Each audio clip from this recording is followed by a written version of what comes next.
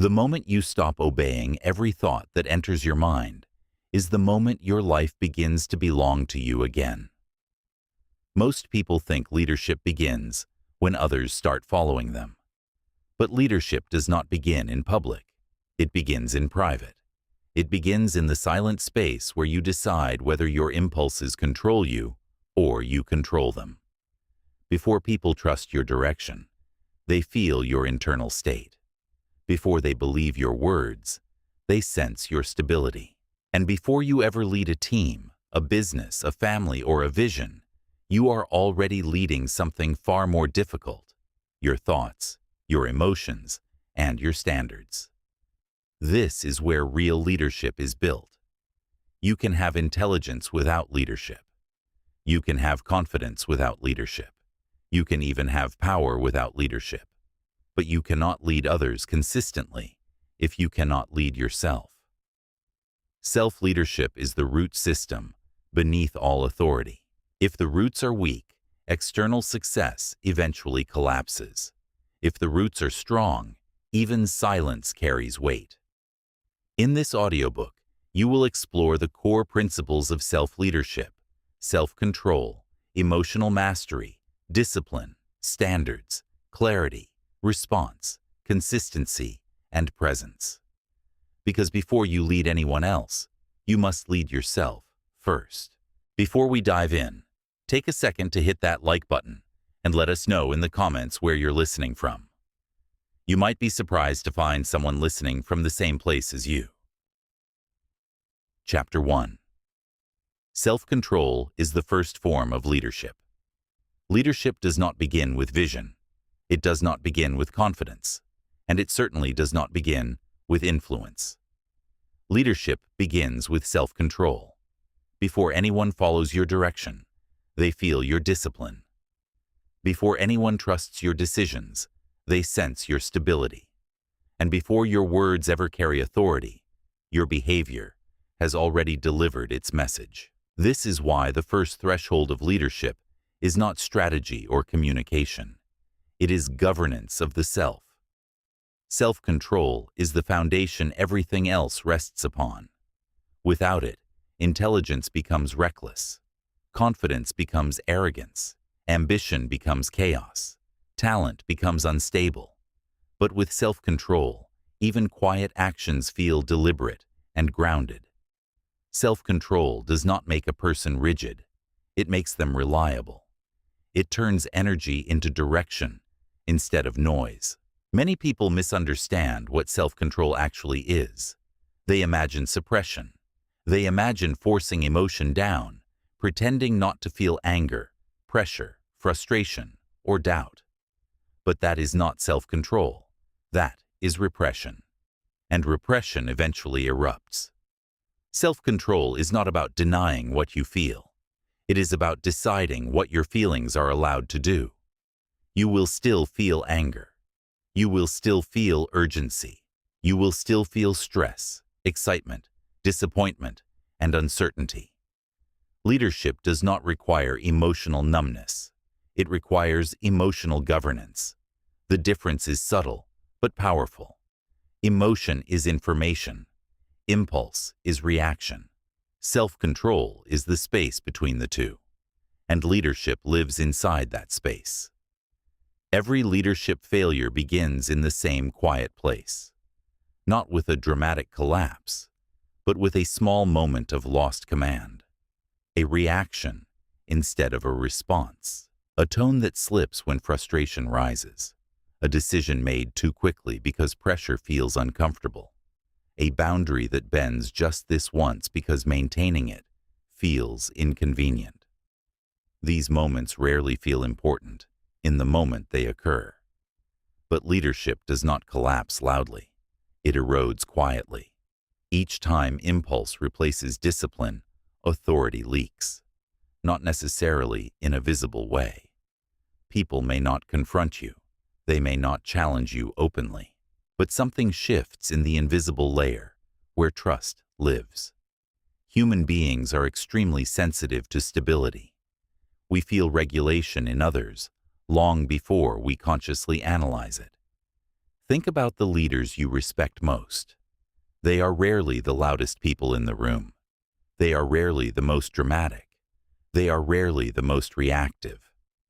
The leaders people trust deeply tend to share a different quality. They remain composed when situations become unstable.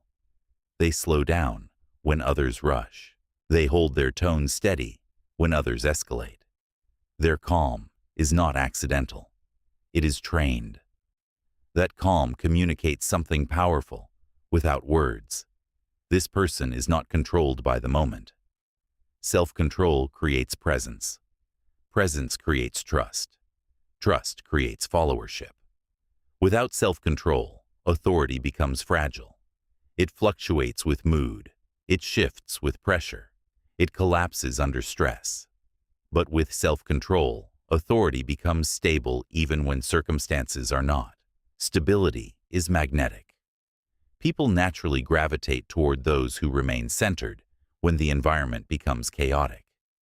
This is not about dominance. It is about regulation. A leader who cannot regulate themselves forces everyone around them to regulate for them. People walk on eggshells.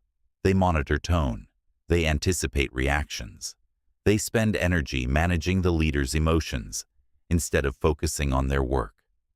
This creates exhaustion, confusion, and inefficiency. But when a leader regulates themselves, the opposite happens.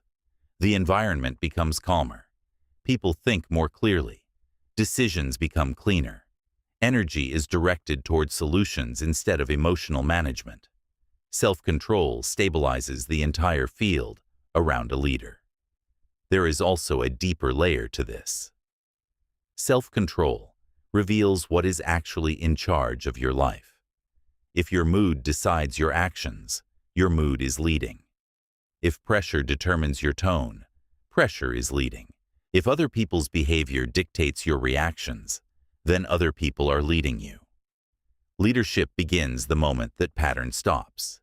It begins when you decide that your internal state is not negotiable, when you choose standards over impulses, when you refuse to allow temporary emotions to dictate permanent behavior. This does not make you cold. It makes you dependable. Dependability is one of the most underrated forms of power. People follow those they can count on, not those who feel intensely, but those who respond intentionally. Reliability builds trust faster than charisma ever will, because charisma can attract attention for a moment, but stability sustains leadership over time. So how do you begin building self-control? Not through dramatic transformation, not through sudden personality change. Self-control is built the same way physical strength is built, through small repeated acts of resistance. You practice pausing before reacting. You practice holding your tone steady when you feel the urge to raise it. You practice finishing what you started, even when motivation fades. You practice saying less when emotion wants to say more. You practice remaining silent when explaining yourself would only be a form of emotional release. Each one of these moments is a repetition, a training rep for leadership. From a neurological perspective, every time you interrupt an automatic reaction, you strengthen the brain's regulatory systems. The prefrontal cortex, the region responsible for decision-making and impulse control, becomes more active. The emotional centers of the brain lose their immediate authority. Over time, this rewires your internal operating system. What once felt difficult becomes natural. Your nervous system learns steadiness, and something subtle begins to shift inside you. The mind becomes quieter. Decisions feel less chaotic. You stop needing to prove yourself through reaction. You stop chasing validation through explanation. You stop rushing to defend your image. You begin moving with intention. This is the first real threshold of leadership. Before vision, before influence, before responsibility for others, there must be self-control. If you cannot govern yourself, Nothing else holds. But once self-control is established, leadership begins to take form. Because once you can pause instead of react, the next challenge appears. What do you do with the emotions that still arise? You cannot eliminate them. You should not suppress them. But you must learn to master them. And that is where the next layer of leadership begins. Chapter 2. Master your emotions before they decide for you. Emotions are powerful, but power without direction becomes danger. Leadership does not require you to eliminate emotion. It requires you to stop letting emotion make decisions on your behalf. Every day, emotions rise automatically. Anger, frustration, anxiety, excitement, doubt, anticipation. They appear before logic, before reason, before deliberate thought. This is not weakness. It is biology. Your nervous system is designed to react quickly to signals in the environment. Long before your rational mind evaluates a situation, your emotional system is already generating a response. The body tightens, the heart rate changes, energy rises or collapses. These reactions are ancient survival mechanisms. They helped humans respond to threats long before conscious reasoning developed. But leadership requires something more evolved. If you follow emotion blindly, it will decide your tone, your timing, and your actions. When that happens, leadership is no longer in your hands. It belongs to the emotional weather passing through you. This is why emotional mastery is not optional for leaders. It is essential. Uncontrolled emotion creates inconsistency, and inconsistency destroys trust. People can adapt to strict leaders. They can adapt to demanding leaders. They can even adapt to leaders who are difficult. But people cannot adapt to unpredictability. When emotions run the show, behavior becomes unstable. One moment calm, the next reactive. One day patient, the next explosive. One situation thoughtful, the next impulsive. This unpredictability creates tension in every environment it touches. People begin to monitor your mood instead of focusing on the task in front of them. That is not leadership.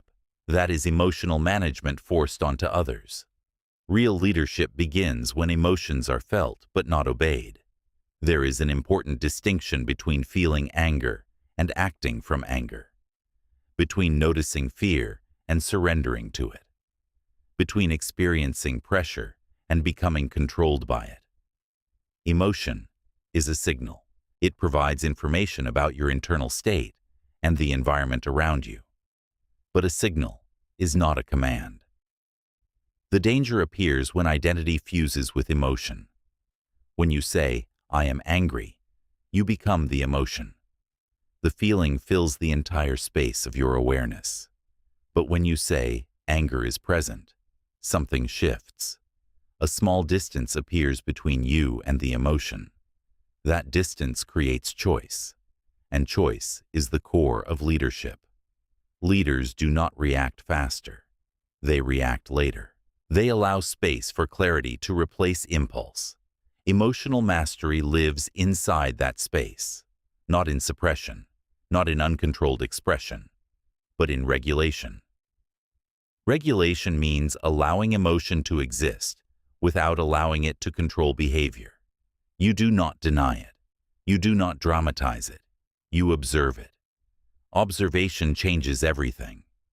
When you observe an emotion, it begins to lose authority. The brain's emotional circuits calm when they are noticed with awareness rather than acted upon immediately. Neuroscience shows that simply labeling an emotion can reduce its intensity. The moment you recognize what you are feeling, you activate the parts of the brain responsible for regulation and reasoning. In other words, awareness restores command. This is why calm leaders feel powerful. Not because they lack emotion, but because they are not owned by it. Their calm is not passivity, it is control. When someone remains composed under pressure, They communicate something profound without saying a word. They communicate that their internal system is stable, that they are not overwhelmed, that they are not threatened by temporary emotional waves. People respond to that stability instinctively. Human beings are highly sensitive to emotional energy. When a leader loses control emotionally, it spreads tension through the entire environment. But when a leader maintains composure, it spreads calm. Emotional regulation is contagious in both directions. This is why emotional mastery also determines how much damage you create or prevent in critical moments. One emotional outburst can undo months of credibility. One uncontrolled reaction can fracture trust permanently. One impulsive decision made under emotional pressure can create consequences that extend far beyond the moment itself. Leaders understand this. They understand that the highest leverage moments require the lowest emotional volatility. Silence often becomes their strongest response. Silence gives emotion time to burn off. It allows the nervous system to settle. It creates space for clarity to surface. Many people fear silence because they believe leadership requires immediate answers, immediate reactions, immediate control. But rushing to speak often reveals insecurity rather than strength. Pausing communicates something very different. It communicates control. When pressure rises and emotions intensify, most people feel an urge to act immediately.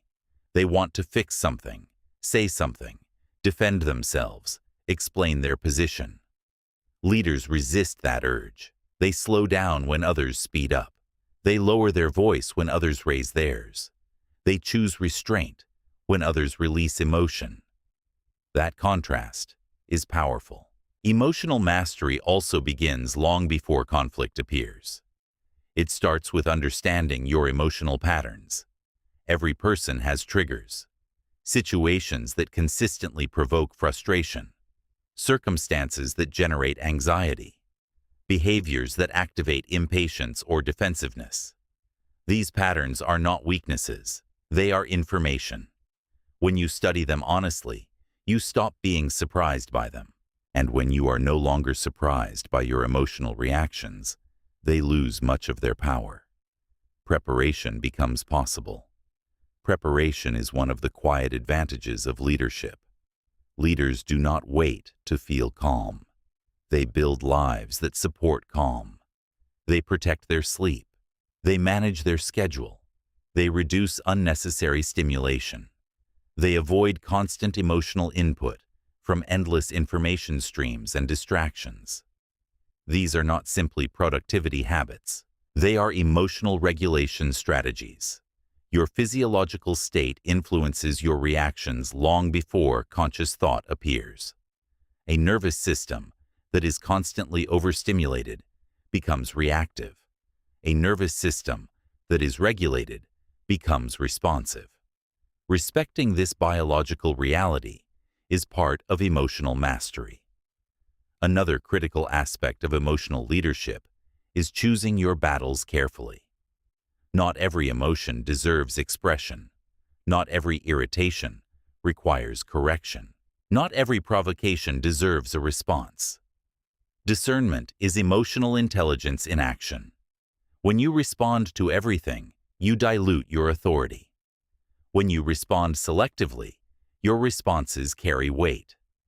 People begin to notice that when you speak, it matters. Your reactions are measured, not automatic. This predictability creates safety. Safety creates trust. Trust creates influence. And influence is the natural result of emotional mastery. Ultimately, mastering your emotions is not about control for the sake of control. It is about responsibility. A leader's emotional state affects far more than their own experience. It shapes the atmosphere around them. It influences performance. It determines whether people feel tension or clarity when they enter the same space. When you regulate yourself, you regulate the environment around you. That is leadership. The practice is simple, but demanding. Notice emotion without obeying it. Pause before responding. Lower intensity before making decisions. Choose clarity over release. Each time you do this, you strengthen authority inside yourself first. Gradually, something begins to change. You feel less reactive, more grounded, more deliberate. Internal storms still appear, but they no longer drag you with them. When your inner world stabilizes, the external world begins to respond differently. Because leadership is not about eliminating emotion. It is about mastering it. And once emotions no longer dictate your behavior, something powerful becomes possible. Your actions stop depending on how you feel. That is when discipline can finally take its place. And discipline is where leadership becomes consistent. Chapter 3. Discipline is stronger than motivation. Discipline is quiet. It does not announce itself. It does not create dramatic moments. It does not depend on how inspired you feel when the day begins. And that is exactly why it works. Most people rely on motivation to move forward. They wait until they feel energized, confident, excited, or emotionally ready before they act. In those moments, motivation feels powerful. It feels like momentum. It creates the sensation that change is beginning. But motivation is unstable. Motivation is emotional energy, and emotions rise and fall constantly. They respond to comfort, praise, novelty, and external validation. When circumstances are encouraging, motivation appears. When circumstances become difficult, motivation disappears. Leadership cannot be built on something that disappears the moment pressure appears. Pressure will always appear. This is why discipline outlasts motivation every single time. Motivation creates beginnings. Discipline creates continuity. A disciplined person does not ask, "Do I feel like doing this today?" They ask a much simpler question: what needs to be done? And then they do it. Not dramatically, not heroically, just consistently. Consistency is the quiet force that transforms effort into identity. Many people confuse intensity with commitment. They push themselves intensely for short periods of time. They wake up one day filled with energy and make dramatic changes. They work longer hours. They plan new goals. They feel powerful in the moment. But intensity rarely lasts. Intensity burns bright and then fades. Discipline works differently. Discipline does not rely on emotional peaks.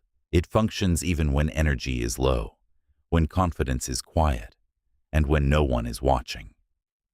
Those are the moments where leadership is actually formed. Because leadership is not proven during bursts of enthusiasm. It is proven through patterns, through repetition, through the quiet decision to continue even when the excitement has faded. A disciplined leader becomes predictable in the best possible way. People know they will show up. People know they will follow through. People know their actions are not controlled by mood or circumstance. This reliability creates trust, and trust is the currency of leadership. Discipline also creates something even more important: self-trust. Every time you do what you said you would do, something changes inside you. You begin to believe your own commitments. Your words start to carry weight within your own mind. Internal doubt decreases because your behavior confirms your intentions. Self-trust is one of the strongest psychological foundations a leader can possess. Without it, every decision becomes heavy. You second-guess yourself. You hesitate. You seek reassurance from others. Confidence becomes performative rather than grounded. But when discipline becomes a habit, hesitation fades. You no longer debate endlessly with yourself. You no longer negotiate with every discomfort that appears. You act, and action simplifies the mind. This is one of the most misunderstood truths about clarity. Many people believe clarity must come before action. They think they need to feel certain before they begin moving forward. But in reality, disciplined action often creates clarity. Movement organizes the mind. Progress reveals direction. Waiting for perfect clarity usually delays progress. Discipline eliminates that delay. It allows you to move before inspiration arrives. It allows you to continue when enthusiasm fades. It allows leadership to remain stable even when emotional energy fluctuates. This stability influences everyone around you. When people see that your actions are governed by standards rather than moods, something shifts in the environment. They stop trying to predict your emotional state. They stop managing your reactions. They begin aligning themselves with your consistency. Predictability creates psychological safety. When people know what to expect from a leader, they relax. And when people relax, they focus. When focus increases, performance improves. Disciplined leadership does not make environments rigid. It makes them stable. Stability allows energy to be directed toward meaningful work instead of emotional uncertainty. Discipline also sharpens judgment. When someone lacks discipline, their behavior tends to swing between extremes. One day they overwork. The next day they avoid responsibility. One moment they react impulsively. The next they hesitate excessively. These swings create confusion, both internally and externally. Discipline smooths those extremes. It creates steadiness. Instead of reacting intensely, a disciplined person responds proportionally. They conserve energy. They act deliberately rather than impulsively. This deliberate pace strengthens patience. Patience is not passive waiting. It is the ability to hold your ground without forcing outcomes prematurely. Leaders who lack patience often confuse urgency with importance. They rush decisions simply to relieve pressure. Discipline slows that impulse down. It teaches you to evaluate timing instead of simply reacting to discomfort. It teaches you that not every problem needs immediate resolution. Some situations require observation before action. This perspective becomes especially valuable during periods of pressure. Pressure does not create habits, it reveals them. When difficult situations arise, people do not suddenly rise to their potential. They fall back to the level of discipline they have trained. If discipline has been weak, chaos appears. If discipline has been strong, stability appears. This is why disciplined leaders remain effective even in unpredictable conditions. They are not improvising their behavior in the moment. They are executing patterns they have practiced repeatedly. These patterns may appear simple from the outside, but simplicity is usually the result of refinement. Discipline removes unnecessary movement. It removes unnecessary reactions, unnecessary explanations, unnecessary emotional turbulence. What remains is precision. Precision creates authority. People trust leaders who move precisely, who speak deliberately, who act without wasted energy. Discipline also requires boundaries. If everything in your life is optional, discipline cannot exist. Leadership requires non-negotiables, standards that remain stable even when circumstances become inconvenient. Your schedule, your commitments, your behavior under pressure, your responsibilities. When these non-negotiables are clear, decisions become easier. You no longer ask yourself, "Should I do this?" Instead, you ask, "Does this align with my standards?"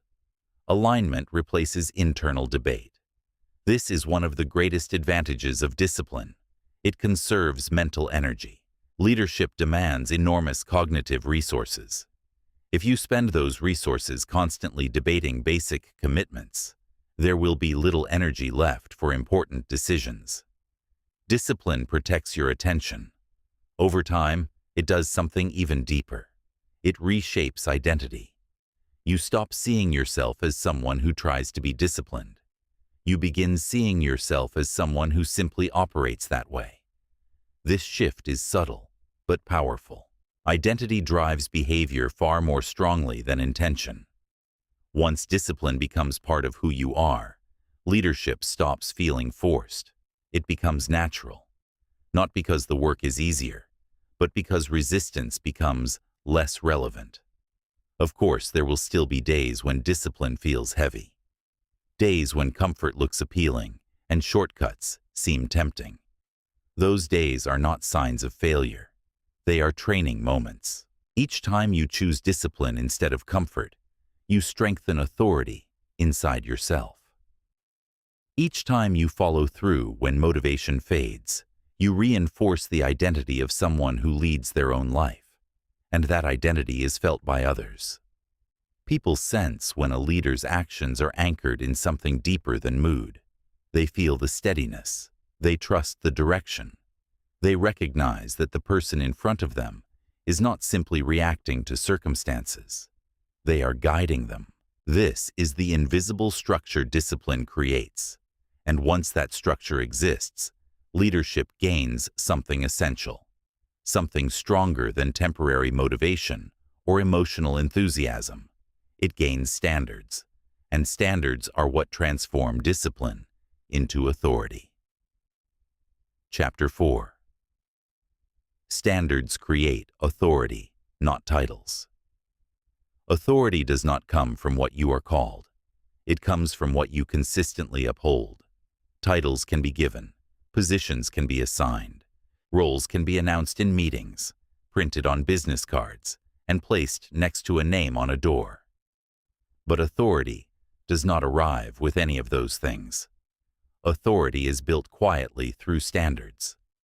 Standards are the rules you live by when no one is enforcing them. They are the lines you refuse to cross, even when crossing them would be easier. They are the expectations you hold yourself to before you ever expect anything from anyone else. They are the invisible agreements you make with yourself about how you will behave, how you will speak, how you will decide, and how you will show up when pressure appears. Without standards, leadership becomes hollow. You can give instructions, but they will not carry weight. You can make decisions, but people will question them. You can hold a position, but you will not command respect. Because people do not follow titles for long. They follow consistency. Standards create that consistency. A leader with weak standards sends mixed signals. One day discipline matters. The next day, it does not. One moment accountability is demanded. The next moment excuses are accepted. These small inconsistencies seem harmless in isolation, but together they create confusion. Confusion erodes authority faster than mistakes ever could. People do not require perfection from leaders. They require predictability.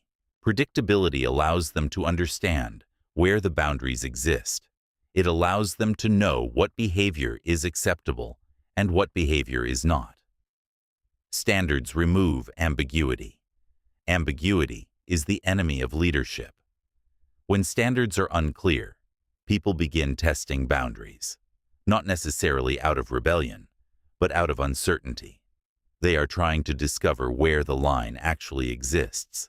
If that line moves constantly, trust weakens. This is why standards must begin internally, before they are ever applied externally. You cannot expect discipline from others if you excuse it in yourself. You cannot demand focus if you tolerate distraction in your own habits.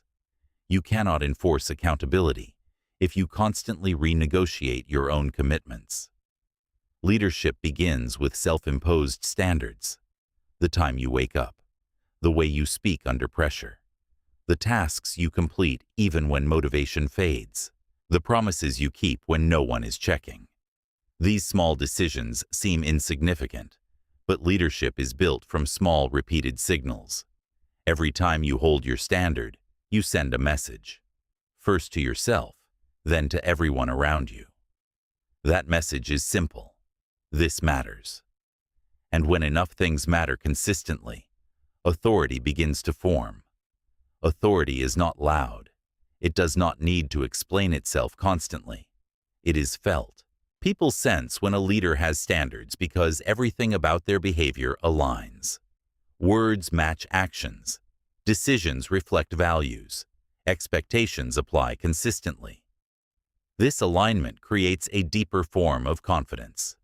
Not emotional confidence, but structural confidence.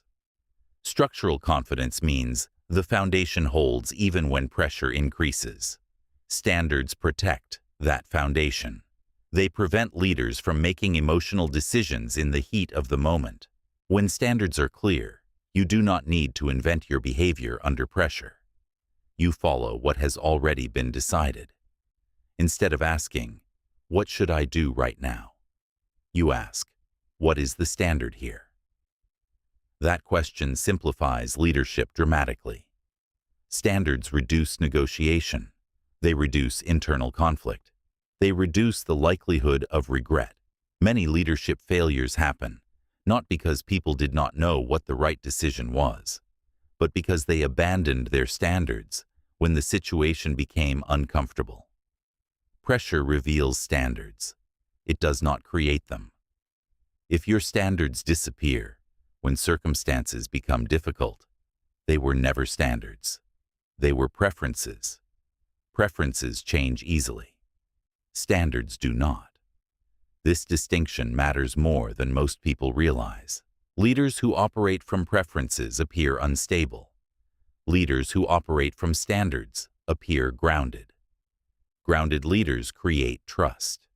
Trust allows people to relax, and when people relax, they perform better. Standards also shape culture. Whether you intend it or not, people mirror what you allow. If you tolerate lateness, lateness spreads. If you tolerate excuses, excuses become normal. If you tolerate inconsistency, inconsistency becomes the standard. Culture is not created by speeches. It is created by what leaders consistently permit. This is why strong leaders are sometimes misunderstood. From the outside, they may appear strict, reserved, or uncompromising.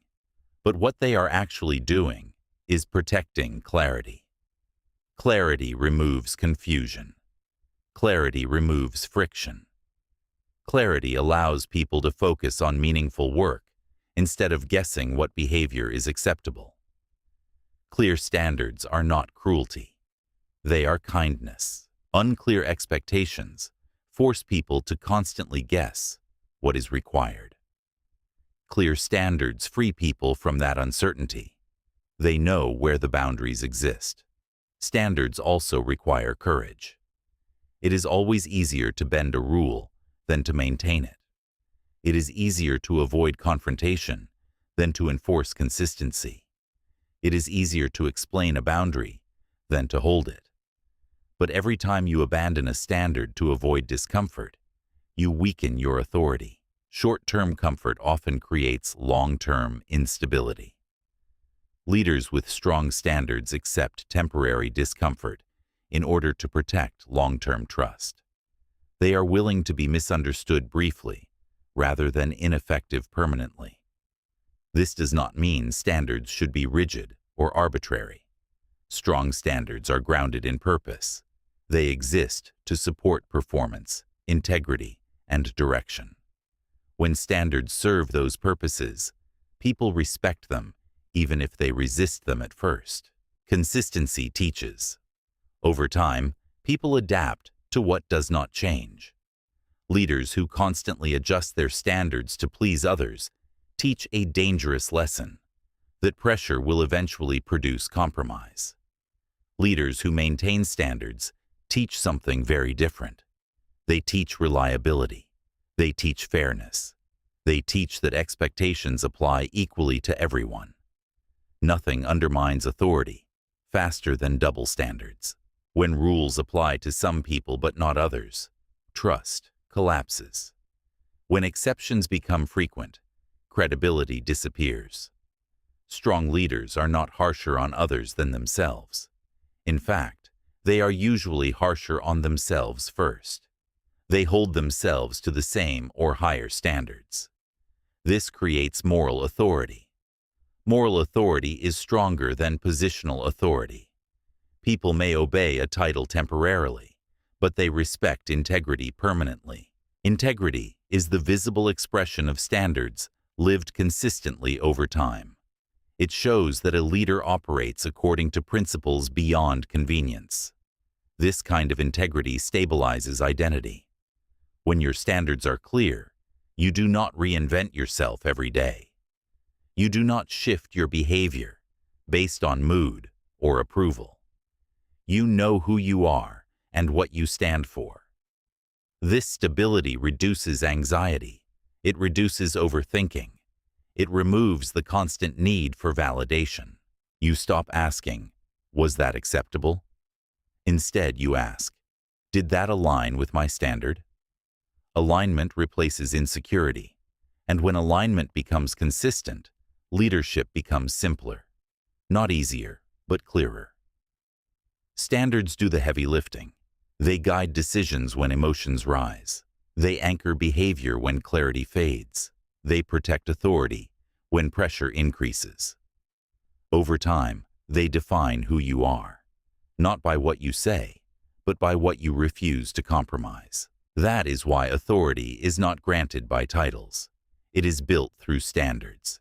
And once standards are firmly established, leadership gains something essential, something that transforms structure into direction: clarity. Because standards without clarity can feel rigid. But clarity transforms standards into purpose. And purpose allows leadership to move forward with calm confidence. That is where we go next. Chapter 5. Clarity comes before confidence. Confidence is widely admired, but widely misunderstood. Many people believe confidence is the starting point of leadership. They imagine that confident individuals move forward because they feel certain, fearless, and internally convinced. But in reality, confidence is rarely the beginning. Confidence is usually the result, and the condition that creates it is clarity. When your mind is clear, your actions become steady. When your actions are steady, confidence begins to grow naturally. Not loud confidence, not performative confidence designed to impress others, but quiet certainty, the kind that does not need constant reinforcement. Clarity is knowing what matters and what does not. It is understanding direction without needing constant reassurance. It is the ability to move forward without explaining every step or defending every decision. Leaders who lack clarity often try to compensate with intensity. They speak more. They move faster. They project certainty they do not actually feel. But intensity cannot replace clarity. Over time, people sense the difference. Leaders without clarity feel restless. They overthink decisions. They change direction frequently. They hesitate, then overcorrect. Not because they lack intelligence, but because their internal environment is crowded. Noise destroys confidence. When the mind is full of competing priorities, conflicting opinions, and constant stimulation, decisions feel heavier than they should. Every option pulls attention. Every possible outcome feels equally risky. This creates paralysis, or worse, impulsive action, taken simply to escape the discomfort of uncertainty. Neither of those states is leadership. Clarity removes that weight. When you are clear, decisions simplify. Not because they become easier, but because they become aligned. Alignment reduces friction inside the mind. Instead of asking, "What should I do?" a clear leader asks a different question. What is the next aligned action? That single shift changes everything. Clarity also stabilizes communication. A clear leader speaks with precision. They do not ramble. They do not over-explain. They do not hedge every statement with unnecessary justification. They say what needs to be said, and then they stop. This brevity is not arrogance. It is understanding. People trust clarity because clarity reduces uncertainty. When instructions are clear, people feel secure. When expectations are clear, people perform better. When direction is clear, people commit more fully. Unclear leadership produces anxiety, and anxiety quietly erodes performance. When people feel uncertain about what matters, they become cautious.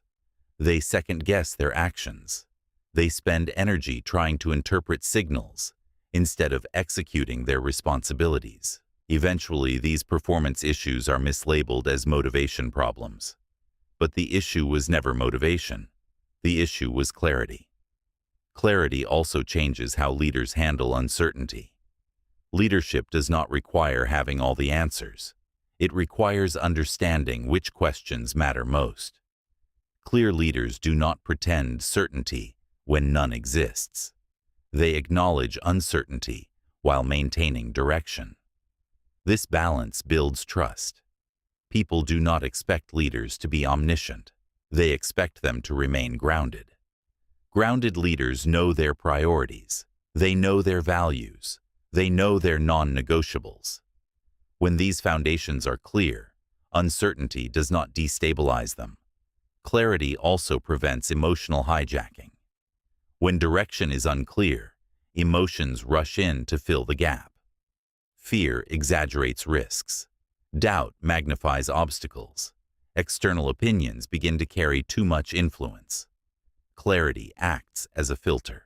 It allows leaders to hear feedback without being controlled by it. They can consider input without surrendering their direction. They can adjust tactics without abandoning principles. This is a rare balance. Flexibility without instability. Conviction without rigidity. That balance only emerges from clarity. But clarity is not something achieved once and kept forever. It is a discipline. Just as emotional mastery requires regulation, clarity requires continual simplification. Leaders must repeatedly remove mental clutter, unnecessary commitments, conflicting priorities, unexamined beliefs, constant stimulation. All of these elements create internal noise, and noise weakens clarity. This is why leaders who attempt to do everything struggle to lead anything. Focus is a function of clarity. When everything matters, nothing does. Clear leaders choose fewer priorities and commit deeply to them. This selectivity is not limitation. It is leverage. By saying no more often, their yes becomes powerful. Clarity also strengthens self-trust. When you understand why you are doing something, resistance loses much of its power. External criticism becomes less destabilizing because your direction does not depend on approval. You stop seeking constant confirmation. You stop asking the world to validate every decision. Instead, your confidence comes from alignment. Alignment between values and actions. Alignment between intention and behavior. Alignment between long-term direction and daily choices. When alignment exists, confidence becomes calm. You do not feel the need to convince anyone. You simply move forward. Clarity also reveals something many people prefer not to see: their lack of commitment. Confusion often hides avoidance. If you feel unclear about something important, ask yourself a difficult question. Is the problem truly lack of information, or is it lack of commitment? Many people delay action by claiming they need more clarity. They believe certainty must arrive before movement begins. But leadership often works in the opposite direction. Clarity emerges through action. You move, you observe, you adjust. Action refines clarity. Waiting rarely does. This does not mean acting recklessly. It means acting deliberately with the best information available. Perfect knowledge is not required for leadership. In fact, perfection is often avoidance disguised as preparation. Clear leaders accept incomplete information. They make decisions anyway, and they take responsibility for the outcome. Responsibility strengthens confidence. Avoidance weakens it. Clarity also strengthens boundaries. When you are clear about your priorities, distractions become obvious. When you are clear about your standards, compromises become visible. You no longer negotiate with everything that demands attention. This conserves energy. Energy conservation is essential for leadership. Leaders who exhaust themselves chasing every signal lose clarity first. Once clarity fades, patience disappears. Then discipline weakens. Clear leaders protect their energy. They do not consume endless information. They do not engage in unnecessary conflict. They do not respond to every emotional signal that appears in their environment. They choose what deserves attention. That choice is clarity in action. Clarity also changes how others perceive you. People feel secure around leaders who are clear. They know where they stand. They know what is expected. This reduces tension within teams and relationships. Reduced tension allows cooperation. Unclear leaders create stress because ambiguity forces people to guess constantly. Clear leaders remove that burden. Clarity allows people to focus on execution instead of interpretation. This is leadership at scale. Clarity also strengthens resilience. When challenges appear, and they always do, clarity reminds you why you are moving forward. Without clarity, obstacles feel personal.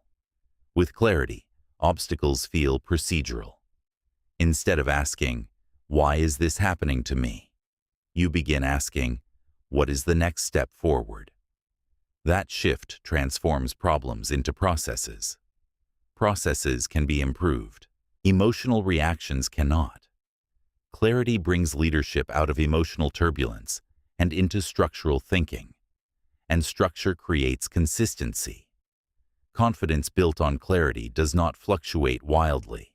It does not depend on praise. It does not collapse under criticism. It remains steady. Not because the leader feels fearless, but because they understand what they are doing and why they are doing it. This kind of confidence is quiet. It does not demand attention.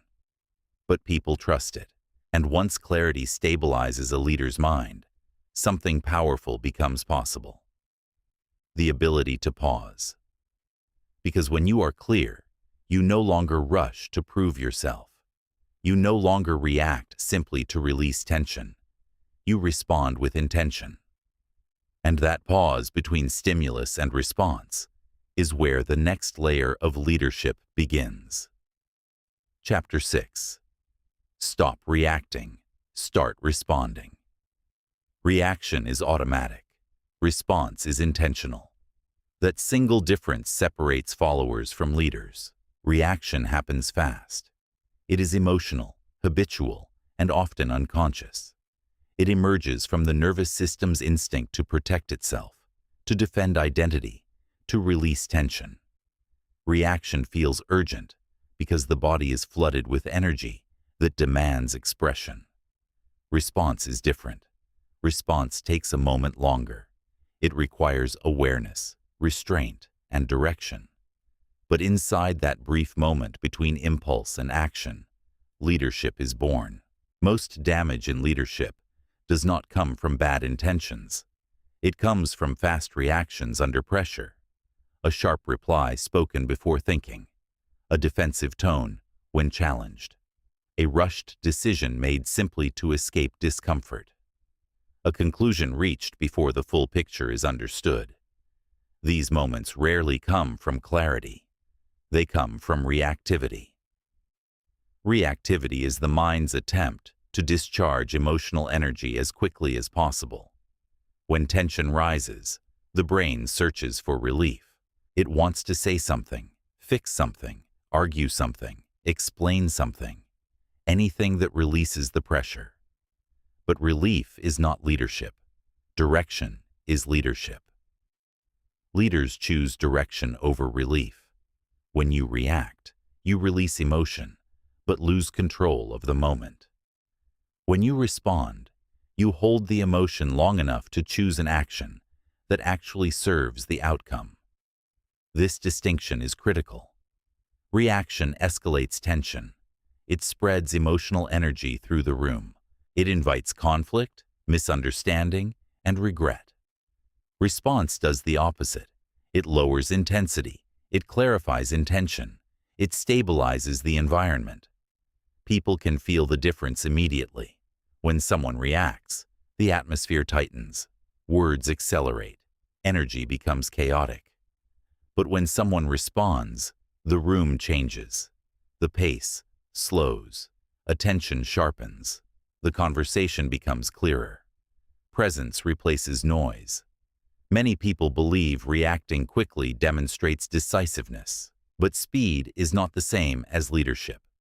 Decisiveness without clarity is simply velocity. Leadership is not defined by speed. It is defined by timing. Responding introduces timing into the equation. It gives you space to consider impact, space to choose words carefully, space to think about consequences before they unfold. Words spoken in reaction are difficult to retrieve. Actions taken in reaction are difficult to undo. Leaders understand this. They recognize that one uncontrolled moment can create weeks of unnecessary repair. Restraint prevents that damage. Restraint is not weakness. It is preventative strength. It protects dignity, both yours and the dignity of the people around you. When you react emotionally, you descend into the emotional field of the moment. You fight on the same level as the conflict itself. But when you respond, you maintain altitude. You do not deny the emotion. You simply refuse to be dragged by it. That refusal communicates strength, not dominance, not aggression, strength. People follow individuals who remain composed when tension rises. Composure signals capacity. If you can regulate yourself, people believe you can regulate complex situations. This becomes especially important during disagreement. Disagreement is unavoidable in leadership. Different perspectives, competing priorities, and unexpected challenges will always appear. Conflict itself is not the problem. Escalation is the problem. Reactive leaders escalate unintentionally. They interpret disagreement as personal attack. They defend their ego instead of exploring the issue. They try to win the moment instead of resolving the situation.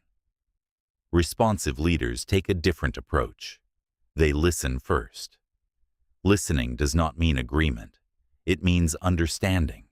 And understanding slows the situation down. It removes assumptions. It introduces perspective. That pause allows better decisions to emerge. Responding also protects focus. Reaction scatters attention. It pulls leaders into unnecessary arguments, emotional side battles, and endless explanations.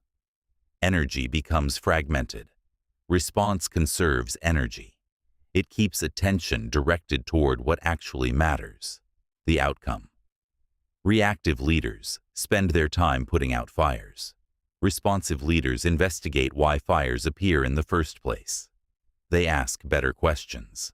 What is really happening here? What outcome matters most right now? What response will move us forward, rather than simply release tension? These questions cannot be asked in the middle of reaction. They require pause, and pause requires discipline. This is where all the previous principles begin to work together. Self-control creates the ability to pause. Emotional mastery prevents emotion from overwhelming the mind. Discipline prevents impulsive action. Standards guide behavior even when pressure rises. Clarity directs attention toward the correct outcome. Without these foundations, responding feels impossible. With them, responding becomes natural. Responding also changes how you experience pressure. When everything feels urgent, the mind panics. Leaders begin reacting to every signal, treating every situation as a crisis. This creates exhaustion and confusion. Response introduces hierarchy. It separates urgency from importance. It separates signal from noise. It separates emotion from reality. This distinction is one of the most valuable leadership skills a person can develop. Leaders who react treat every issue as equally important. Leaders who respond understand that most situations do not require immediate intervention. They conserve urgency for moments that truly require it. This conservation builds credibility. When you rarely react impulsively, people notice when you finally move decisively. Your actions carry weight because they are not constant. Responding also improves communication. Reactive communication tends to be excessive. Too many words, too much explanation, too much justification. This often weakens authority rather than strengthening it. Response is economical. You say only what is necessary. You choose words deliberately. You leave space for others to process. This economy of language communicates confidence. People trust leaders whose words feel intentional. Responding also means accepting a difficult truth. Not everything deserves a response. Sometimes the strongest action is silence. Silence is not avoidance. It is strategic space. Silence allows emotional energy to dissipate. It prevents escalation. It gives both sides time to think. Leaders who are comfortable with silence are rarely reactive. They do not rush to fill every gap in conversation. They do not rush to defend themselves. They do not rush to control how they are perceived. They trust the power of presence. This comfort with silence comes from internal stability. When you are grounded, silence does not feel threatening. It feels neutral. Responding also strengthens boundaries. When you react immediately to provocation, others control your tempo. They provoke, and you answer. They escalate, and you escalate. But when you respond deliberately, the dynamic changes. You choose when to engage. You choose how to engage. You choose the tone and the direction of the interaction. Leadership returns to your hands. This autonomy is essential. Without it, leadership becomes reactive management, constantly responding to the loudest signal in the room. With it, leadership becomes deliberate direction. Responding also creates long-term trust. People may not always agree with your decisions. They may question certain choices. But they respect consistency and fairness. They respect restraint. Over time, they learn that emotional pressure will not manipulate you. Provocation will not rush you. Urgency will not confuse you. That predictability changes how people behave around you. They communicate more clearly. They prepare more carefully. They escalate less frequently. Your response patterns shape the environment itself. Reaction trains chaos. Response trains order. Order creates efficiency. Efficiency produces results. Responding also transforms your internal experience. You begin to feel less drained, less regretful, less emotionally pulled by every external situation. Pressure still exists, but it no longer overwhelms your system. You experience intensity without being consumed by it. This internal calm compounds over time. You become harder to destabilize, more centered, more deliberate. Eventually, composure becomes your leadership signature. Not aggression, not speed, not volume. Composure. And composure under pressure is rare. Rarity creates influence. Responding is not simply a technique. It is an identity. You become someone who responds, someone who values timing over impulse, someone who leads moments instead of being carried by them. Once that shift happens, leadership becomes far more stable, because reactions change with mood, but responses follow standards, and consistency built on standards becomes the bridge between leadership and trust. That bridge is where we go next. Chapter 7. Consistency builds trust in yourself.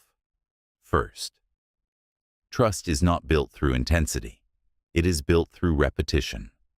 People do not trust what you say once. They trust what you do again and again. This is why consistency is one of the most powerful and underestimated forces in leadership. A leader can be intelligent and still untrusted, charismatic and still unreliable, visionary and still destabilizing. Talent alone does not create trust. Consistency does. When behavior changes constantly, people cannot predict what will happen next. Uncertainty spreads quietly through every interaction. Even when intentions are good, inconsistency creates instability, and instability erodes trust. Consistency transforms potential into credibility. When your actions align over time, something shifts in how others perceive you. People stop questioning whether you will follow through. They stop preparing for sudden changes in direction. They stop bracing for unpredictability. They relax. And when people relax, they focus. Focus is where performance lives. Consistency begins internally. Before others trust you, you must trust yourself. Self-trust is not an emotion. It is a result. It is built through behavior. Every time you keep a promise you made to yourself, you strengthen that trust. Every time you follow through when no one is watching, your internal foundation becomes stronger. Every time you act the same in private as you do in public, integrity deepens. But when you repeatedly break commitments to yourself, something begins to weaken. Not dramatically, quietly. You hesitate more. You question your own decisions. You look outward for reassurance. You seek validation that should come from within. Inconsistency creates internal noise. That noise appears externally, in subtle ways. Leaders who do not trust themselves tend to compensate. They over-explain. They change direction frequently. They search for approval before committing to action. Not because they lack intelligence, because their internal structure is unstable. Consistency stabilizes that structure. Each time you follow through, you reinforce identity. You become someone who does what they say they will do. That identity changes how you experience challenges. Instead of negotiating with yourself constantly, you act from who you are. This removes emotional dependency. When your behavior is consistent, you stop waiting for motivation to act. You stop waiting for inspiration to begin. You move forward because action has become part of your identity. Mood becomes less relevant. Leaders who operate from identity feel steady even when circumstances are not. That steadiness spreads through the environment. People mirror consistency. When leadership is erratic, people become defensive. They hesitate. They protect themselves. They prepare for sudden changes in expectations. But when leadership is consistent, people align. They know what to expect. They know where the boundaries exist. They know how decisions will be made. This predictability is not boring. It is grounding. Grounded environments produce better results than volatile ones. Consistency also creates fairness. When rules apply evenly, trust increases. When expectations remain stable, resentment decreases. Nothing destroys morale faster than inconsistency. One person is held accountable. Another is excused. One rule applies today. Another rule applies tomorrow. This inconsistency breeds cynicism. Consistent leaders avoid this trap. They apply standards regardless of convenience, regardless of personal preference, regardless of external pressure. This does not mean rigidity. It means integrity. Integrity is consistency between values and behavior. People respect integrity even when they disagree with decisions. They recognize that the leader is operating from a coherent internal framework rather than reacting to circumstances. Consistency also protects leaders from burnout. Constant adjustment is exhausting. Reinventing your behavior for every situation drains energy. When you are consistent, you operate from a stable center. You do not renegotiate your identity daily. You simply act according to the standards you have already chosen. This stability conserves mental and emotional energy. Energy conservation is critical for long-term leadership. Burned-out leaders become reactive. Reactive leaders become inconsistent. Inconsistency then creates more pressure, which accelerates burnout. Consistency breaks this cycle. It creates sustainable leadership. Consistency also sharpens judgment. When behavior follows patterns, deviations become obvious. You can see clearly when something truly requires attention. Without consistency, everything feels urgent. With consistency, signal separates from noise. This improves decision-making dramatically. Leaders stop chasing short-term solutions. They focus on long-term direction. Over time, this builds momentum. Momentum built through consistency is quiet but powerful. It does not spike dramatically and then disappear. It compounds slowly. Small, consistent actions create massive long-term impact. This principle applies both internally and externally. Internally, consistency builds self-respect. Externally, it builds credibility. Both are essential. A leader who lacks self-respect eventually loses the respect of others. But a leader who respects themselves does not need to demand respect. It becomes visible. Consistency also trains discipline. When behavior repeats frequently enough, resistance weakens. What once felt difficult becomes automatic.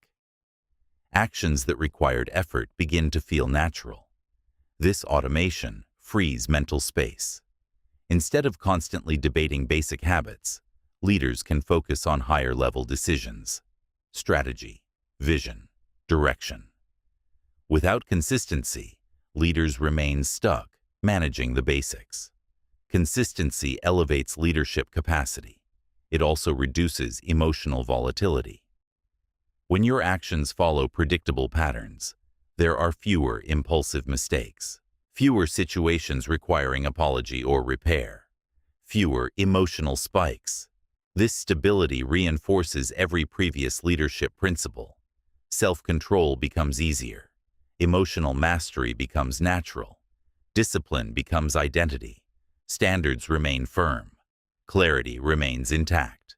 Responses replace reactions. Consistency ties everything together. Without it, principles remain theoretical. With it, they become lived behavior. Consistency also changes how others interact with you. People prepare more carefully. They communicate more clearly. They respect boundaries because they understand that inconsistency will not rescue them. This accountability improves performance. It also strengthens relationships. Consistent leaders are easier to work with, even when their standards are high. People value fairness more than comfort. Consistency provides fairness.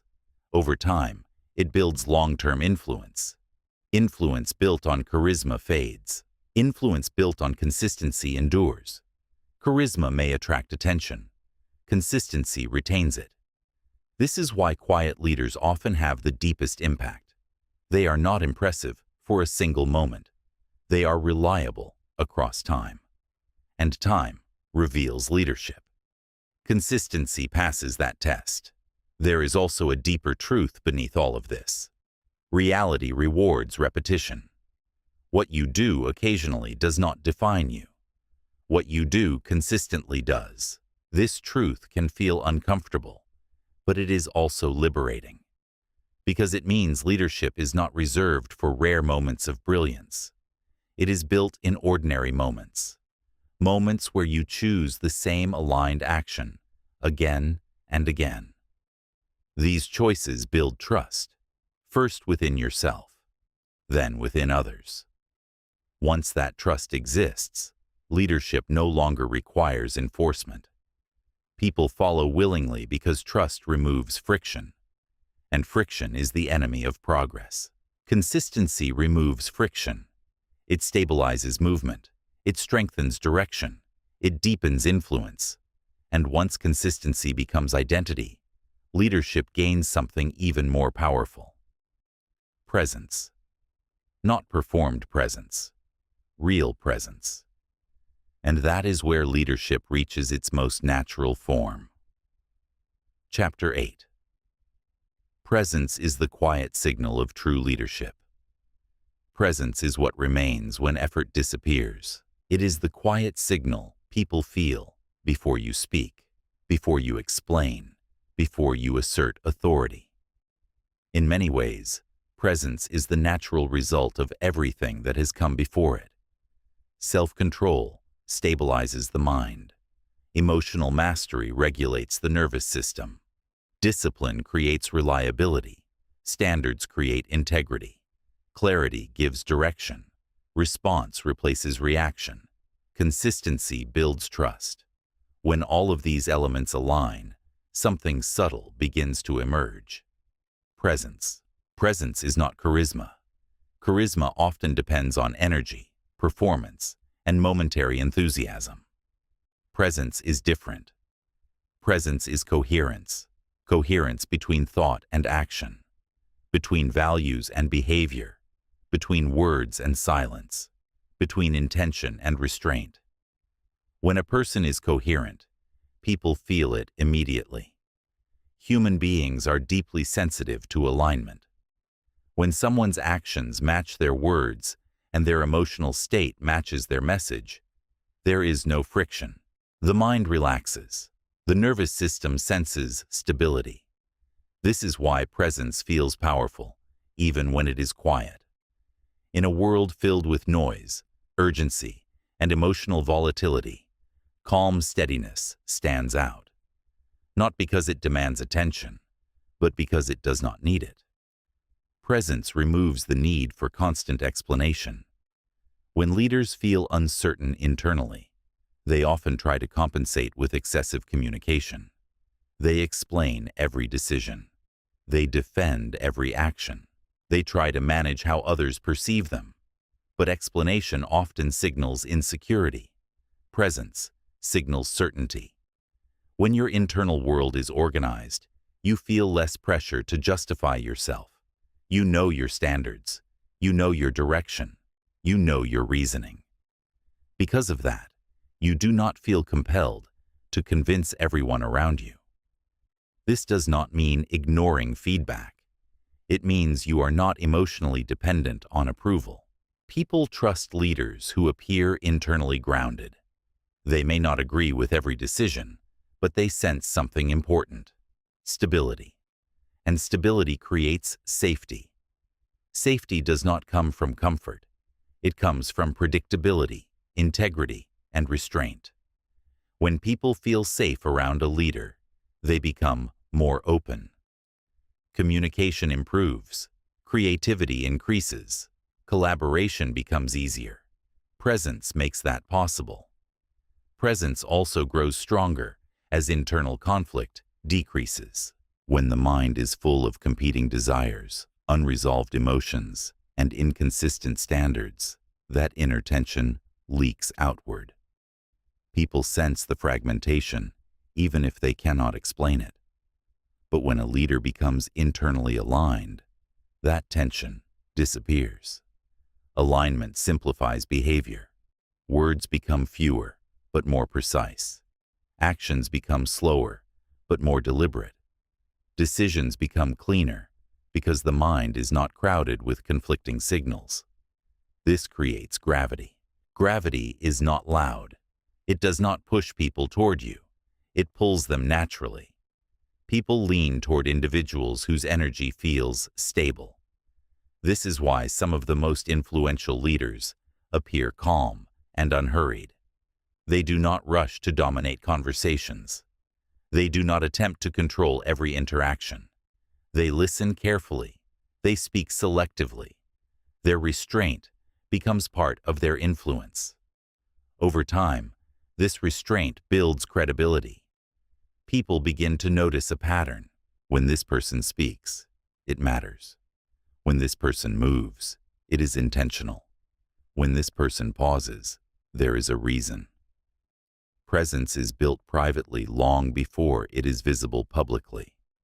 It develops during moments when no one is watching, when you choose patience instead of reaction, when you uphold standards even when it would be easier not to, when you remain consistent even when circumstances invite shortcuts. Each of these moments strengthens internal alignment, and alignment eventually becomes visible.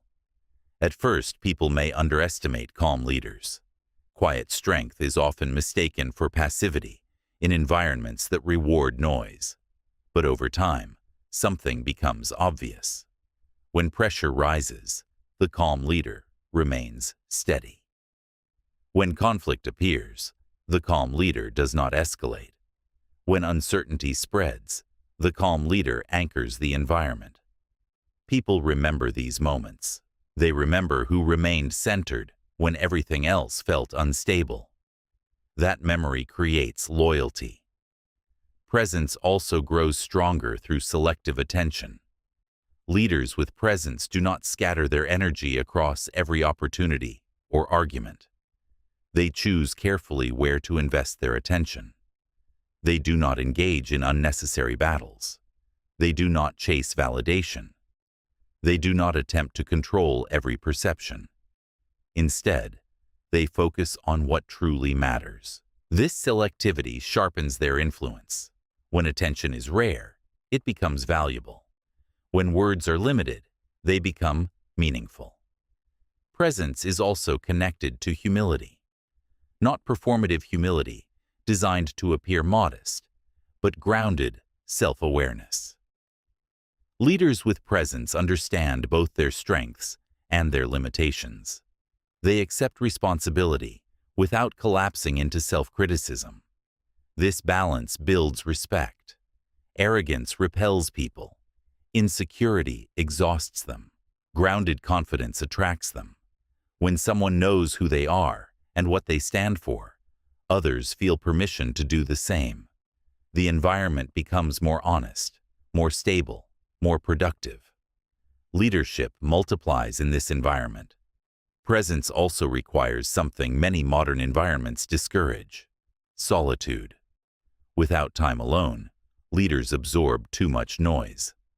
Endless input from conversations, information streams, and external expectations begins to cloud clarity. Solitude restores perspective. When leaders step away from constant stimulation, the mind quiets. Internal signals become easier to hear. Standards sharpen. Direction becomes clearer. This internal recalibration strengthens presence. Because presence is not just about how you appear to others. It is about how well you know yourself. When you understand your patterns, your triggers, and your tendencies, they lose their ability to control you. Self-knowledge creates freedom. You become less reactive, less defensive, less dependent on external validation. Leadership becomes less about controlling situations and more about holding center within them. At this point, leadership begins to feel different. It becomes quieter, not weaker, but steadier. People trust steady things. They build around them. They rely on them. Eventually, they follow them. Not because they are commanded to, because it makes sense. Presence becomes the reference point in the room. And when presence becomes stable, leadership no longer needs to chase influence. Influence arrives naturally. This is the stage where leadership stops being something you perform and becomes something you embody. Chapter 9. Become the person others want to follow. Leadership reaches its highest form when it no longer needs to convince. At earlier stages, leadership often feels like effort. You explain ideas, motivate people, persuade others to believe in a direction. There is energy spent trying to move people forward. But something changes as inner leadership matures. The need to persuade begins to disappear. People start following not because they were convinced, but because they recognize something in you. They feel stability in the way you move through the world. They notice the consistency between what you say and what you do. They sense that your actions come from a place deeper than temporary emotion or circumstance. Influence becomes felt rather than forced. This is the point where leadership stops being something you perform and becomes something you embody. People often confuse this stage with charisma, but charisma is not the same thing. Charisma can attract attention, but attention does not always create trust. Presence creates trust. Presence comes from coherence. Coherence between thought and behavior, between values and decisions, between the way you speak and the way you act when pressure appears. When those elements align, something powerful emerges. People feel safe. Safety in leadership does not mean comfort. It means predictability. It means knowing that the person guiding the situation is not easily destabilized by emotion, ego, or external pressure. When people sense this stability, they relax. And when people relax, they are more willing to follow. Becoming someone others want to follow does not require perfection. In fact, perfection often creates distance. People do not need flawless leaders. They need leaders who are consistent and genuine. Congruence matters more than perfection. You do not need to have all the answers. You need to remain steady while searching for them. You do not need to eliminate fear. You need to remain regulated when fear appears. You do not need to dominate others. You need to remain centered when challenged. This centeredness creates something magnetic. In a world where many individuals are constantly reacting to pressure, emotional volatility, or external validation, someone who remains grounded becomes rare. Rarity attracts attention. People naturally move toward stability. This is why mature leadership focuses less on control and more on space. Immature leadership tries to dominate situations, to control outcomes, to prove authority. Mature leadership holds space. Holding space means you can listen without becoming defensive. You can hear disagreement without feeling threatened. You can maintain direction without becoming rigid. This balance is difficult, but powerful. People follow those who make difficult situations feel manageable. Leaders who reduce chaos instead of amplifying it create environments where others can think clearly. This clarity becomes contagious. At first, calm leaders are sometimes underestimated. In environments that reward loudness, urgency, and dramatic gestures, quiet steadiness can appear unimpressive. But time reveals the difference. When pressure increases, the difference becomes obvious. The loud leader becomes reactive. The dramatic leader becomes overwhelmed. The calm leader becomes the anchor. Anchors are rarely flashy, but they hold everything steady when the current becomes strong. People remember who remained stable when everything else felt unstable. They remember who maintained composure during conflict. They remember who continued moving forward when uncertainty appeared. These memories build loyalty. Leadership built this way does not depend on titles or positions. Titles can be removed, roles can change, organizations can restructure, but character remains. Character is the deepest foundation of leadership. Character appears in moments when no one is watching. It appears when the easiest decision would be to compromise your standard, but you choose not to. It appears when recognition is absent, but you still follow through on commitments. These moments rarely receive applause, but they accumulate. People may admire success temporarily, but they follow character over time. Image requires maintenance. Character compounds quietly. This is why leaders who focus heavily on appearance eventually lose influence. Image depends on external perception. Character depends on internal alignment. Internal alignment is more stable. Becoming someone others want to follow also requires letting go of excessive control. Control can produce compliance, but compliance is fragile. When people comply, they are responding to pressure. As soon as the pressure disappears, so does the behavior. Influence works differently.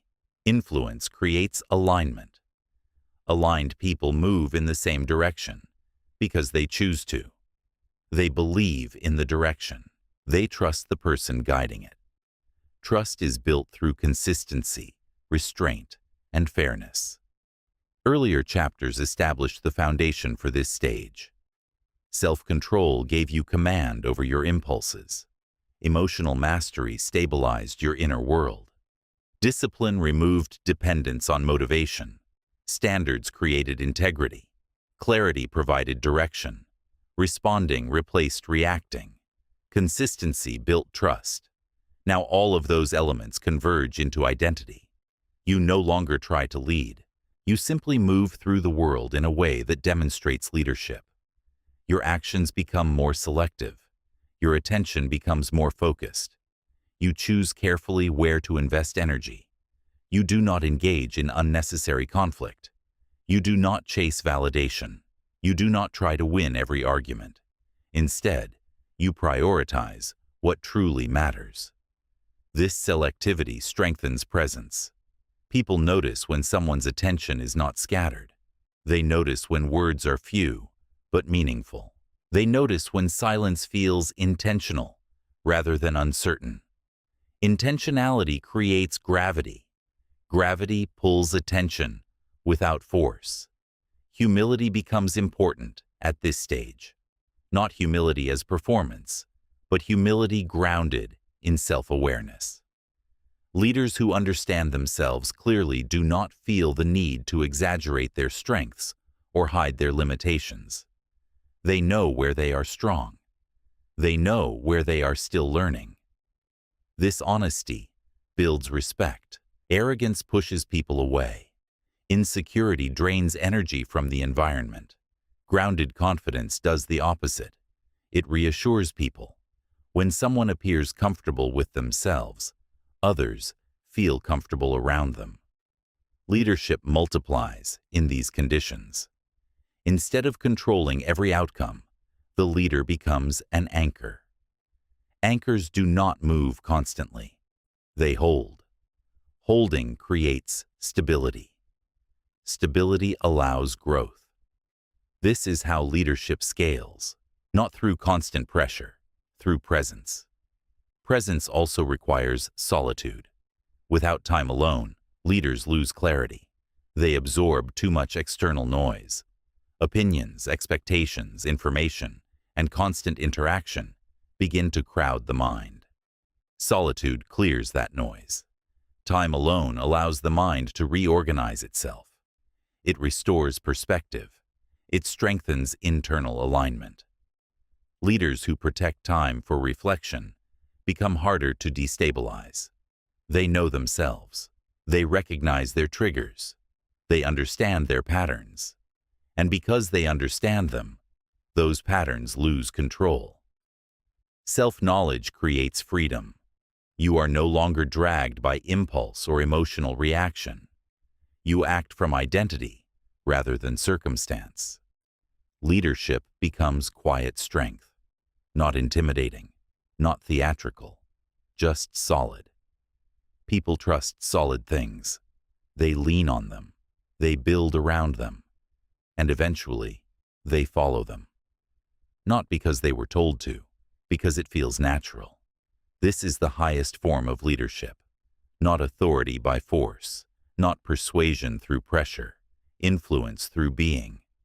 At this stage, leadership no longer feels like something you chase. It becomes something others recognize. Quietly, naturally, without explanation. Chapter 10. Solitude, self-knowledge, and the refinement of inner power. There is a stage in leadership where growth no longer comes from adding more information. It comes from removing noise. Many people try to become stronger leaders by absorbing endless advice, strategies, books, podcasts, and opinions.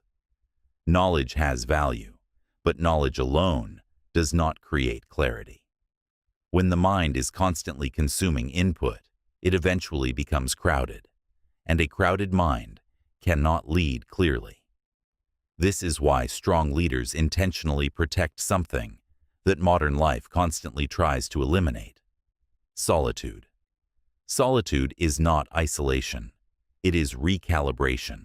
It is the deliberate decision to step away from external noise long enough to hear your own internal signal again. Without solitude, leaders begin absorbing the emotional energy of every environment they enter. Conversations, news cycles, expectations, social pressure, and constant digital stimulation begin to accumulate. Gradually, the mind becomes reactive, not because the leader lacks discipline, but because the nervous system is overwhelmed by input. Solitude restores balance. When the mind is allowed to slow down, thoughts reorganize themselves, emotional residue settles, priorities become visible again. This process is not dramatic. It is quiet, but its effects are powerful. Perspective returns. Leaders who never spend time alone often lose perspective without realizing it. They become overly influenced by the loudest voices around them. They begin reacting to short-term pressure rather than responding from long-term direction. Solitude interrupts that pattern. It creates space for reflection. Reflection strengthens clarity. Clarity strengthens leadership. This is why many of history's most effective leaders intentionally protected time away from constant interaction. Not to escape responsibility, but to refine their thinking.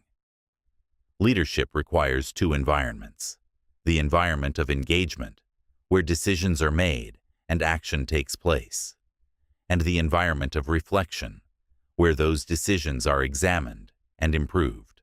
Without reflection, action becomes impulsive. Without action, reflection becomes meaningless. The two must work together. Solitude also deepens self-knowledge. Self-knowledge is one of the most underrated leadership assets. Many people move through life reacting to patterns they do not fully understand. They experience frustration, anxiety, impatience, or defensiveness without recognizing what triggers those responses. This lack of awareness creates vulnerability. When you do not understand your own patterns, those patterns control you. But when you observe them carefully, something changes. You begin to recognize the signals. You notice when certain situations trigger impatience. You notice when pressure triggers defensiveness. You notice when uncertainty triggers hesitation. These observations are not weaknesses. They are intelligence. Self-knowledge transforms reaction into preparation. Instead of being surprised by your emotions, you anticipate them. Instead of being controlled by impulses, you prepare for them. This preparation creates freedom. Freedom from automatic behavior. Freedom from unconscious reactions. Freedom from emotional habits that once dictated your responses. Self-knowledge allows you to lead from awareness rather than instinct. The more familiar you become with your internal patterns, the less power those patterns hold. Triggers lose their intensity when they are recognized early. The mind becomes less reactive. Decisions become cleaner. Behavior becomes more intentional. Solitude accelerates this process because it removes distraction. In silence, patterns become visible. Thoughts that were buried beneath constant stimulation rise to the surface.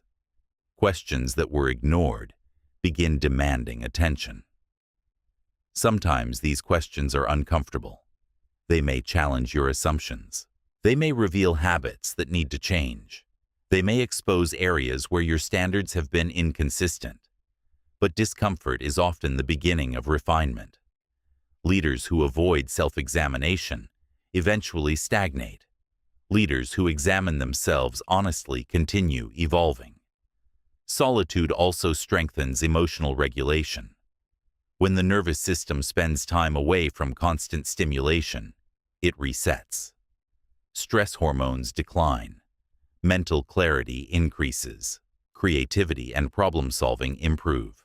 In this calmer state, leaders can examine situations more objectively. They can ask better questions. What truly matters here? What outcome am I trying to create? What response aligns with my standards? These questions often become clearer in quiet environments than in the middle of activity. Solitude also sharpens discernment. Discernment is the ability to recognize the difference between urgency and importance. Without reflection, everything feels urgent. Every message demands attention. Every problem feels immediate. This constant urgency creates exhaustion. Solitude slows the pace. When the pace slows, leaders can evaluate situations more carefully. They can decide where attention is truly required and where restraint is wiser. This selective attention protects energy. Energy is one of the most valuable resources a leader possesses. When energy is scattered across too many issues, focus disappears. Solitude restores focus. It reminds you of what actually deserves your time. Leaders who regularly reflect become more deliberate. They stop reacting to every signal. They move according to purpose rather than pressure. Self-knowledge also improves timing. Timing is one of the most subtle forms of leadership skill. Knowing when to act and when to wait requires internal stability. Leaders who rush decisions often reveal anxiety. Leaders who wait unnecessarily often reveal hesitation. Discernment helps identify the correct moment. That discernment grows through self-awareness. When you understand your own emotional tendencies, you can separate internal impulses from external reality. You recognize when impatience is pushing you to move too quickly. You recognize when fear is encouraging unnecessary delay. This awareness protects decision-making. Solitude strengthens this awareness. It creates space for honest observation without distraction. Over time, self-knowledge becomes one of the strongest forms of leadership power. You understand how your mind operates. You understand your emotional landscape. You understand the situations where you are most effective and the conditions where you must remain cautious. This knowledge reduces internal conflict. Leadership becomes less dramatic, less reactive, less dependent on external validation. Instead, it becomes grounded, solid, quietly confident. People trust leaders who understand themselves, because self-knowledge signals maturity. When someone knows their strengths and their limits, they do not overcompensate. They do not exaggerate authority. They operate within reality. Reality builds trust. Solitude also strengthens identity. When the mind is constantly surrounded by external influence, identity becomes blurred. Opinions from others begin shaping decisions unconsciously. Solitude restores internal reference. You remember what you believe. You remember what matters to you. You remember the standards you have chosen to live by. This alignment creates stability. Stable leaders are difficult to destabilize. Pressure may increase. Circumstances may change. But internally, the foundation remains intact. And that foundation is what allows leadership to endure, because leadership, at its deepest level, is not simply about directing others. It is about understanding yourself clearly enough that your decisions remain aligned with your values, even when the environment becomes chaotic. Solitude strengthens that alignment. Self-knowledge protects it, and together they refine the inner power that leadership depends upon. Chapter 11. Leadership is built from the inside out. By now, a pattern should be clear. Leadership does not begin with others. It begins within you. Most people imagine leadership as something external. They picture authority, influence, recognition, visibility. They think leadership starts when someone is given responsibility over a team, a project, an organization, or a vision. But that view reverses the order. External leadership is the result of internal leadership. Everything you have explored throughout this journey points back to that single truth. Leadership is built from the inside out. It begins with what you tolerate. It continues with how you regulate yourself when emotion rises. It strengthens through discipline when motivation disappears. It stabilizes through standards that remain intact under pressure. It sharpens through clarity about what truly matters. It matures when reaction transforms into response. It compounds through consistency, and eventually, it becomes visible through presence. Each of these elements is simple on its own. None of them are mysterious. None of them require special talent or rare personality traits. But together, they form a structure, and that structure determines whether leadership holds or collapses when pressure arrives. Think of leadership as a system. Self-control is the foundation. Without it, every emotional impulse becomes a potential crack in the structure. Emotional mastery stabilizes the internal environment, so those impulses do not control behavior. Discipline creates the daily actions that reinforce stability. Standards define the boundaries that prevent compromise when discomfort appears. Clarity provides direction, so decisions remain aligned with purpose. Responding replaces reacting, allowing leadership to operate intentionally instead of impulsively. Consistency repeats these patterns long enough for them to become identity, and identity produces presence, the quiet signal others recognize as leadership. When these elements align, something remarkable happens. The internal conflict that consumes so much energy begins to fade. You stop negotiating with yourself constantly. You stop searching for emotional conditions that justify action. You stop reacting to every external signal that appears. Instead, you begin operating from structure. Structure simplifies decision-making. It reduces noise. It protects attention. It conserves energy. Leadership becomes cleaner, not easier, but clearer. Many people struggle with leadership because they try to control the external environment before stabilizing the internal one. They attempt to influence others while their own emotions remain unregulated. They attempt to enforce standards they do not consistently live by. They attempt to communicate direction while their own thinking remains unclear. This creates friction. The words may sound correct, but the energy behind them lacks alignment. People feel that misalignment. Human beings are extraordinarily sensitive to coherence. We instinctively notice when behavior, tone, and intention do not match. True leadership removes that contradiction. When internal alignment exists, external leadership becomes far less complicated. You no longer feel the need to convince constantly. You no longer feel the urge to defend every decision. You no longer feel destabilized by disagreement. Your internal structure holds. That structure creates calm.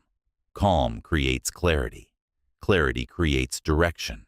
Direction creates trust. Trust creates influence. And influence is what most people mistakenly believe leadership begins with. In reality, influence is the final result. The principles you have explored are not techniques. They are disciplines. They must be practiced daily, often quietly, often without recognition, often without immediate reward. Self-leadership rarely generates applause in the moment it occurs. No one sees the pause you take before reacting. No one celebrates the standard you refuse to compromise. No one notices the moment you choose discipline instead of comfort. No one observes the private reflection that sharpens your clarity. But those invisible moments accumulate, and over time, they become visible. People begin to feel your steadiness. They notice that your behavior does not fluctuate with mood. They recognize that your decisions remain grounded even when circumstances become unstable. They sense that your presence reduces chaos rather than amplifying it. This recognition changes how people interact with you. They trust your direction. They respect your restraint. They rely on your consistency. Leadership emerges naturally from that trust. It no longer depends on performance. It becomes identity. Identity-based leadership is powerful because it does not require constant effort. You are not pretending to be disciplined. You are disciplined. You are not trying to appear calm. You are calm. You are not forcing consistency. You are consistent. The behaviors that once required effort become automatic because they are now part of who you are. This is the true transformation leadership demands, not the acquisition of authority, the construction of character. Character is the internal architecture that supports every external decision. Without it, leadership eventually collapses under pressure. With it, leadership becomes resilient. Character is not built in dramatic moments. It is built in ordinary ones. Moments where you pause instead of reacting. Moments where you follow through on commitments, even when no one checks. Moments where you maintain standards when shortcuts would be easier. Moments where you choose clarity over noise. Moments where you respond intentionally, rather than releasing emotion. These moments appear small. But they are not small. They are the forge where leadership is shaped. And the remarkable truth is that these moments are available to anyone. Leadership is not reserved for certain personalities. It is not reserved for people with titles. It is not reserved for those with influence. It is available to anyone willing to take responsibility for their internal state. Anyone willing to regulate their impulses. Anyone willing to practice discipline repeatedly. Anyone willing to hold standards when pressure appears. Anyone willing to pursue clarity instead of distraction. Anyone willing to respond rather than react.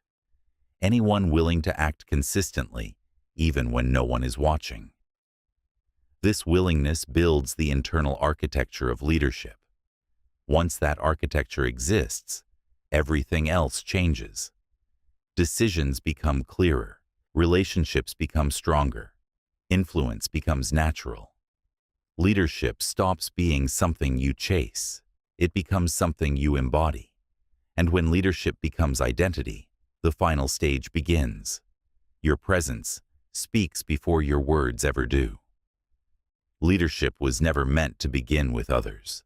It was always meant to begin with you. Not with what you say, but with what you tolerate.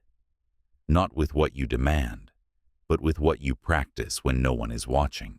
Throughout this journey, one truth has repeated itself in different forms. Leadership is built from the inside out. Self-control teaches you to pause instead of reacting. Emotional mastery allows you to feel without being controlled by what you feel. Discipline keeps you moving forward when motivation disappears. Standards create integrity, that titles alone cannot provide. Clarity gives direction. Response replaces reaction. Consistency builds trust. And when these principles align, something powerful begins to appear. Presence. Presence is not performance. It is alignment between who you are, what you believe, and how you behave under pressure. And people feel that alignment. Leadership of this kind is rarely loud. It does not rely on force, persuasion, or constant explanation. Instead, it grows quietly through repeated choices. Choices to pause when emotion rises. Choices to keep promises to yourself. Choices to uphold standards when compromise would be easier. Choices to act consistently, even when no one is watching. These moments may seem small, but they shape identity. Over time, people begin to feel your steadiness. They trust your direction. They recognize that your presence brings clarity instead of chaos. And leadership stops being something you chase. It becomes something you embody. So remember this when life feels uncertain or overwhelming. Before you lead a team, before you lead a business, before you lead a vision for the future, lead yourself first. Everything else follows.